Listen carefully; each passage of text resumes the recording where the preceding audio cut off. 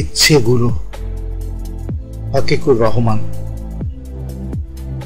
অদম্য ইচ্ছেগুলো ন্যাড়া বাবলার ঝোপে অদৃশ্যই রয়ে গেল। কাছে কিনারের মানুষগুলোর খেয়ালি বসতি রইল পড়ে চিন্তার অসম তটে।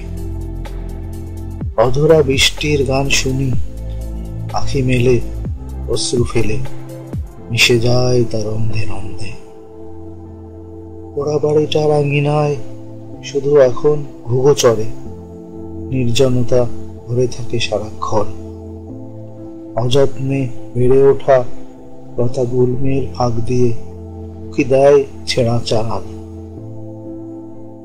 আর কুরে কুরে খায় নির্মোহ আশাগুলোকে।